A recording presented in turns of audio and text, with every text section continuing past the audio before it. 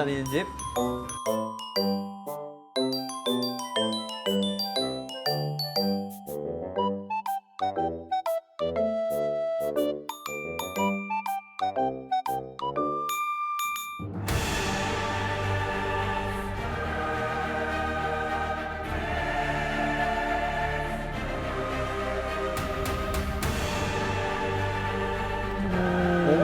왜 버리죠? 아니 근데 소라게가 이 집 저 집 옮겨 다니는 거는 이게 소라게의 습성이잖아요. 근데 그게 왜 문제가 되는 거죠? 그렇죠. 보통 소라게가 이렇게 집을 바꾸면 그게 이제 몸의 크기가 달라지거나 그런 거 먼저 생각하잖아요. 근데 네. 사실 위험한 상황에서 그 집이 스스로를 보호해주지 못하겠다 싶으면 그걸 버리고 가는 거예요. 아 네. 정말요? 그쵸. 그 소라게가 말 그대로 이 소라 껍데기나 달팽이 껍데기 이런 것들을 보면은 자기 몸을 이렇게 찾아서 집어 딱 넣어가지고 네. 숨기거나 은신처로 삼는 그런 습성이 있는데요. 며칠 전에 이 장면을 보고 잊혀지지 않더라고요. 이 장면 한번 같이 보시겠어요? 어머 이게 뭐예요? 아 어떡해. 소라 껍데기가 아니죠. 그렇죠. 플라스틱. 그렇구나. 저도 이 사진 보고 너무 충격 받았는데요. 우리가 플라스틱을 많이 사용하게 되고 바닷가에 버려진 생활 쓰레기를 지금 저렇게 소라게가 집으로 삼고 있는데요. 문제는 저렇게 갇혀가지고 죽어가는 소라게가 많다고 합니다.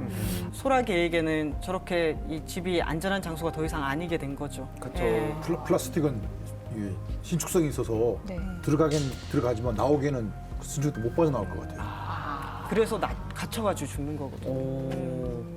근데 소라게만 이렇게 위험을 느끼는 건 아닌 것 같고 사람도 마찬가지로 요즘에 집이 안전하지를 못하는 상황이 있는 것 같아요. 그래서 기후이기 때문에 거주지에 위협을 받고 있는 사람이 많고 이게 그냥 가난한 나라만의 문제가 아니고 돈이 많고 잘 사는 나라에서도 이렇게 이제 위협을 느끼는 경우가 있다고 하더라고요. 내리쬐는 태양에 아스팔트가 이글이글 타오릅니다. 35도를 웃도는 찜통 더위가 일주일 가까이 이어지고 있습니다.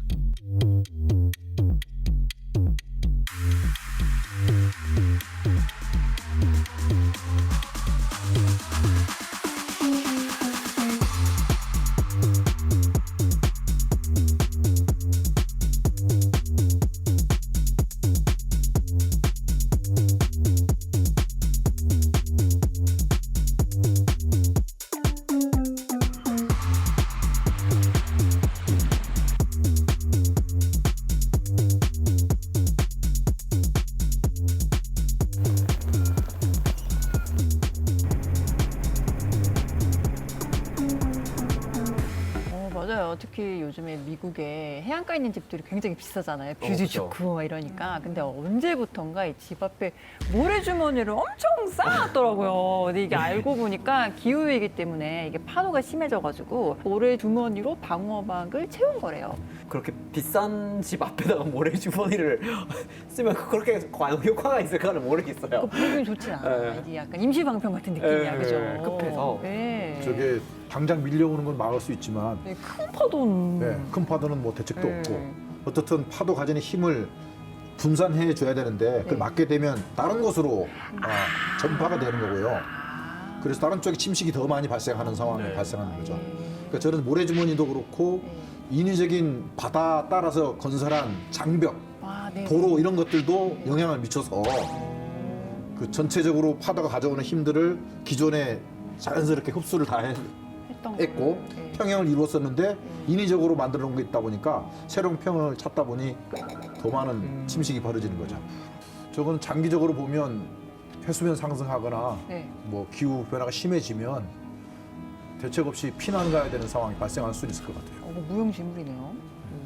또 특히 그 모래주머니가 많이 설치된 장소가 있는데요. 네. 그 하와이의 오아후 섬의 노스쇼어라는 해변이 있는데 가보셨어요? 엄청 고급 빌라들이 좋아요. 있고 숙박비도 비싼 곳으로 알려져 있던데요. 네, 맞아요, 맞아요. 예. 네.